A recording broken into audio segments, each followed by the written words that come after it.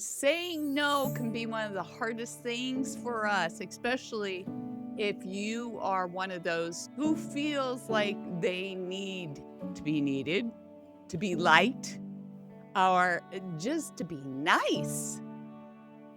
Stay tuned for this 5-minute Spear Reboot here on the Radio Medium Laura Lee Show with my special guest expert, who is an award-winning TED speaker. He is also the podcast host of Let's Do Influencing, and who is recognized as a modern day Napoleon Hill, Corey Poirier, who is here to share with us why saying no might be the most magical thing for your life purpose as well as your sanity. Corey, you've traveled all over the world. You spoke about purpose, performance, leadership. What led you to explore the magical power of no?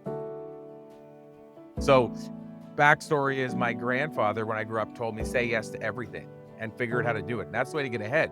And then all of a sudden I started interviewing all these influencers and I'm noticing they're all saying no. And I'm like, my grandfather couldn't have been wrong. He was my mentor.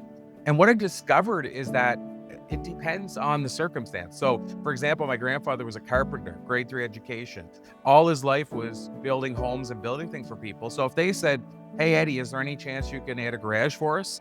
It was always going to be a yes, because that kept him on the job longer. That got him referred to other people. But I didn't realize it was circumstantial, meaning the busier I get, the more I recognize that when you say yes to everything, there's a point where you're not doing anything well, and you're also saying no to a lot of good things because you can only fit so much in. The people I were interviewing who I was emulating and trying to become were actually saying no 20 to 50 times more than the average person. Just from a sanity point of view, as busy as we all are now, if we say yes to everything, I think it's a recipe for burnout. Right. You mentioned burnout, and boundaries are blurred and people feel more stressed than ever. So why do you think the power of no is more important than ever now?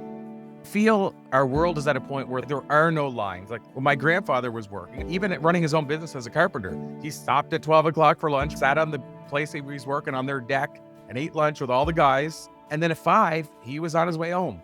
And there was a cutoff line, and literally nobody called him at night and said, hey, Eddie, I got to talk about the job. It would be a rare scenario, like something he did wrong. So his line stopped at 5. His line stopped at lunch.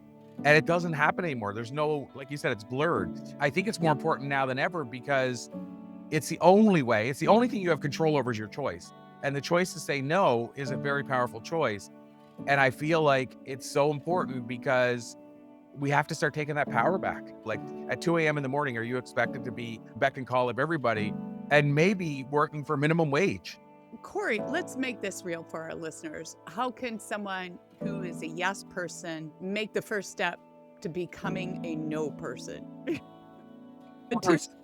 I do. What I recommend is just like any other muscle, when you're stepping outside your comfort zone, you really need to build that muscle.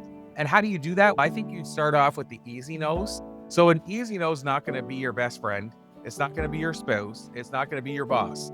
An easy no could be this. If you have email, which most people do, you're getting hit with these emails from people trying to pitch you. So what I want you to do is reply and say, thanks so much for reaching out about this opportunity. It's just not a fit for me. Good start. Yeah, because you're saying no to somebody you've never met. There's no attachment. If they try to pull you into engagement, then you can say, I'm sorry, it's a solid no for me, and then disengage. But the fact that you put that out there and say no with the chance that they come back with something, which mostly they won't, you've now started flexing that muscle. Wonderful. I love it. That's practical and empowering. So why don't you share with our audience best way they can reach you if they want more information or especially information about your podcast?